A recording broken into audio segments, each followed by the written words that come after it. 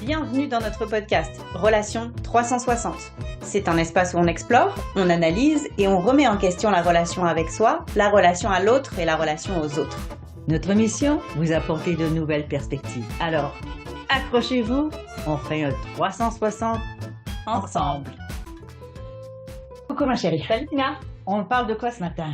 Ce matin, on va parler de l'amitié. De l'amitié. Ça paraît un petit bateau, mais en réalité dernièrement, je me suis posé la question, est-ce qu'on traite l'amitié de la même façon qu'on traite les autres relations?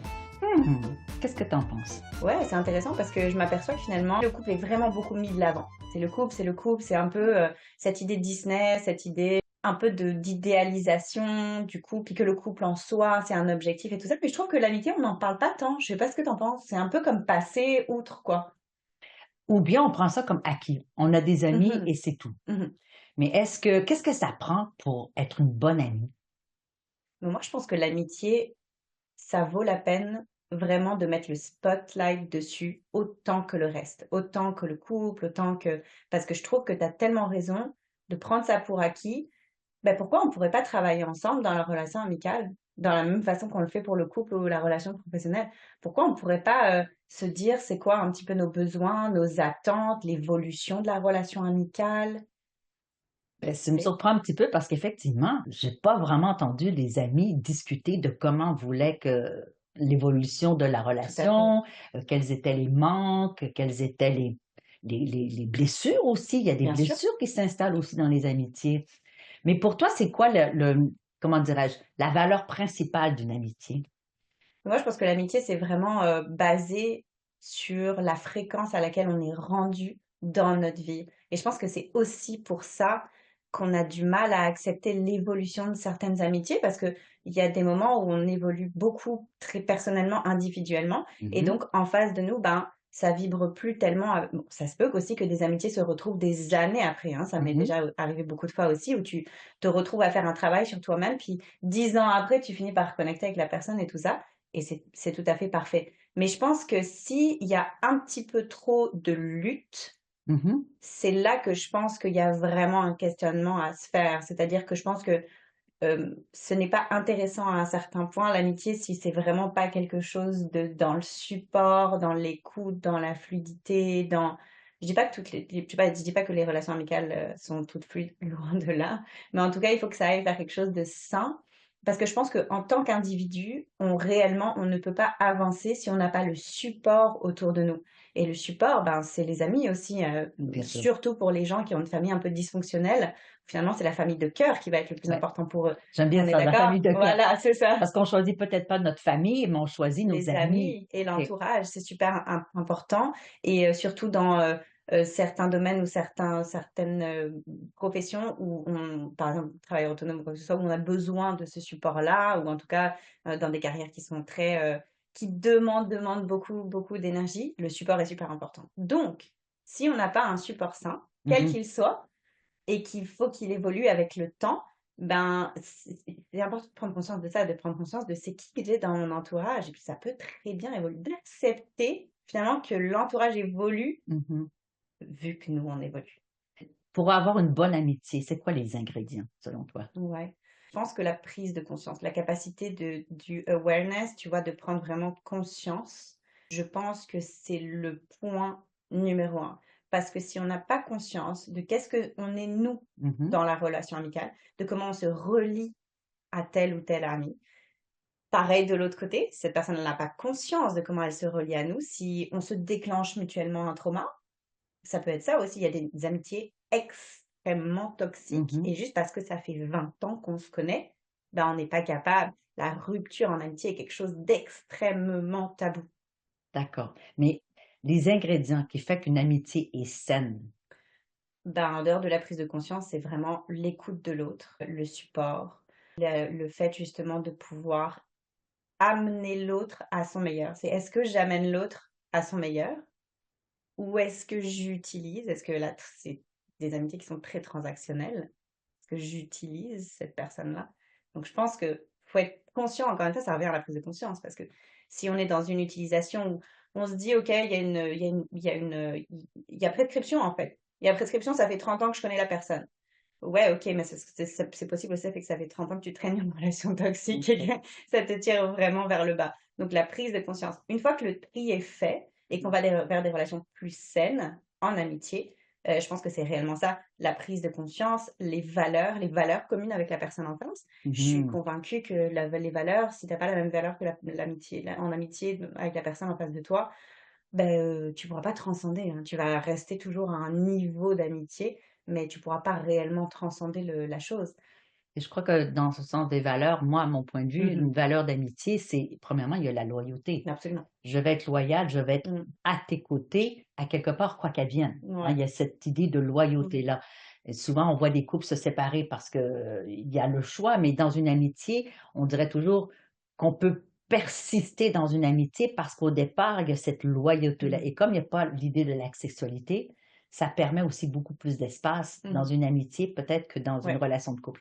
Donc la loyauté, l'écoute, tu as absolument raison, mais prendre l'autre pour acquis, de dire: «De toute façon, il sera là parce que c'est mon ami», c'est pas Dangereux, nécessaire, c'est oui, dangereux. absolument. Je crois aussi qu'il faut l'entretenir. Quelquefois, on se dit: «Ah, mon ami va être là, j'ai juste à lui téléphoner, Bien c'est sûr. pas grave, je peux lui dire, je n'y vais pas à la dernière seconde, c'est pas grave». Donc il manque aussi, je pense, de la considération Mmh dans mh. Mmh. l'amitié parce qu'on prend rapidement l'autre pour C'est acquis. très important ce que tu Alors dis. de dire, je fais attention à l'autre parce qu'elle n'est pas éternelle nécessairement. Mmh. Donc est-ce qu'on considère vraiment l'autre dans ce qu'il est, dans Mmh. ses besoins, dans ses Mmh mh. désirs? Mmh. Et est-ce que c'est réciproque? Mmh. Donc finalement, c'est un peu dans n'importe quelle relation, mais je pense plus particulièrement dans l'amitié parce que c'est précieux quand même un ami, hein. Mmh. Absolument, et je pense qu'on lui donne pas la valeur que ça doit avoir. Tu sais, combien de gens ont des amis, mais c'est parce que c'est juste ils ont peur d'être seuls, puis, les Mmh. gens sont là depuis encore une fois des années, ou c'est des amis d'amis ou des parents, ou en tout cas les liens. Faut se poser la question. Réellement, faut être honnête avec soi-même. Pourquoi je suis dans cette amitié-là? Tu Et vois? est-ce que distinguer peut-être le copinage à l'amitié? Absolument, Parce qu'on peut dire: «Ah, j'ai beaucoup d'amis», mais finalement, c'est des copines, c'est des absolument. copains. C'est-à-dire que tu peux aller prendre une bière, tu peux aller en boîte, tu peux aller faire du shopping en vacances, peu importe. Mais si je suis dans la merde, si je suis dans la Mmh, merde mmh, mmh, à 4 heures du matin, mmh. qui est-ce qui va venir chez C'est moi ça, me sortir de ma merde? Là, tu peux faire le tri de tes c'est ça. amitiés En fait, réellement, tu vois? ouais, bien sûr. Je pense qu'il y a réellement un niveau d'engagement, un degré d'engagement dépendamment des relations. Et c'est très drôle parce que, finalement, je pense qu'il y a des connexions qui se mettent un petit peu sur notre chemin à des moments où justement tu en as besoin, où la relation est très, très, très, très forte alors que tu Mmh. connaissais pas la personne il y a 3 semaines. Autant, des gens depuis 20 ans, ben, bon, il y a des choses, tu peux leur demander, mais ils seront pas le degré d'engagement, le degré de commitment est très, très, très, très important, je pense. Et je crois que tu as le mot juste, hein, c'est comme dans n'importe quelle relation, si tu ne t'engages pas Ouais, avec les mêmes valeurs, les ouais. bonnes valeurs, Mmh. effectivement, au moins la croche, Mmh, mmh mh. ça va sauter, quoi, ça Exact, va oui, oui. sauter. Moi, j'ai souvenance, écoute, j'ai une amitié, que j'ai depuis que j'ai 9 ans, Mmh.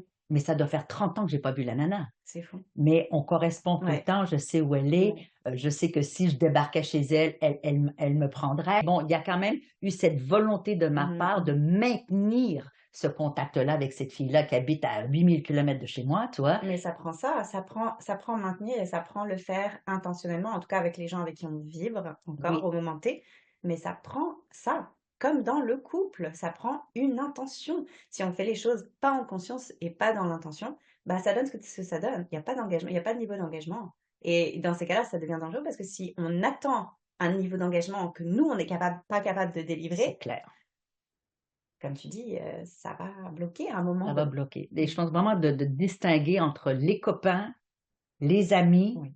et les amis qui sont tu sais, quelquefois, il y a des gens qui viennent pour une saison, Tout à fait. puis il y a des gens qui viennent pour une vie entière. Mmh. Donc quelquefois, il y a des amitiés qui se créent pour un contexte, une situation, un moment dans une vie. Mmh. On fait un bout de chemin ensemble et c'est merveilleux, Mmh. mais quelquefois, il faut aussi savoir quand les lâcher.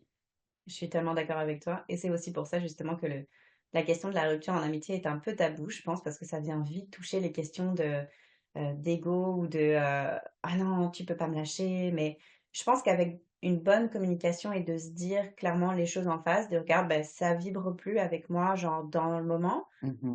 mais avec plaisir que si ça revibre à un certain moment donné, on va être là», et je pense d'amener beaucoup de bienveillance avec ça, avec tout ça aussi. Voilà, de pas aller dans les guerres d'ego parce que c'est comme en couple, ça donne rien de bon, quoi. Et tu n'es pas obligé d'être ami avec quelqu'un toute une vie. Ce n'est pas une Il n'y a obligation. aucune injonction, je suis totalement d'accord avec Donc, toi. l'idée de pouvoir rompre une amitié, ça peut être très simple de savoir que l'amitié n'est pas éternelle, Mhm. elle n'est pas acquise Mhm. et qu'elle est menacée, dans ce sens que si je ne l'entretiens pas, si je ne la nourris pas, Mhm. si je Mhm. donne pas de moi dans la relation, Absolument. ben voilà, Il n'y a c'est pas de pas, il n'y a secret. pas de secret, il n'y a pas Absolument. d'obligation. Donc, faire attention finalement, on retombe toujours dans les mêmes valeurs. Bien La sûr. considération, la conscience, et ne pas prendre les autres pour acquis, et Mhm. Mhm. prendre soin, ça se protège une amitié, Mhm. ça C'est se comme une protège. plante, hein, si on l'arrose pas, hein, il n'y a pas de secret, hein, la plante, elle grandira pas. Et partager des choses ensemble, c'est sûr que on peut pas juste partager la merde, Mm, il faut mm, quand mm. même partager aussi des bons Il y moments. a tout en fait, tout, être un tout et être vu aussi dans une amitié. Je pense que c'est important d'être authentique à 100%. En tout cas, c'est ça l'objectif. Parce que quand on est vu à 100%, c'est un cadeau précieux de vulnérabilité et de connexion. Oui. Et pourquoi souvent les amitiés se brisent lorsqu'un couple se forme? Ça, c'est horrible. Moi, j'ai vu beaucoup de couples se former et de dire, ben, tu ne peux plus être ami avec le garçon avec qui tu es ami depuis 20 ans. Il faut savoir aussi, en amitié, Mhm, laisser la place si l'autre mhm, vient en mhm, couple.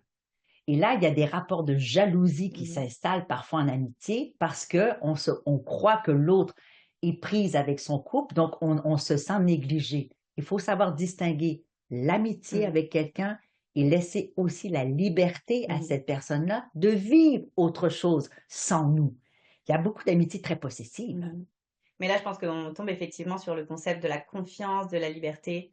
Et avec plaisir d'en reparler dans un autre podcast. Merci Tina.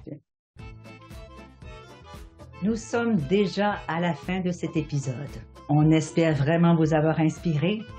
Retrouvez-nous dans le prochain podcast Relations 360.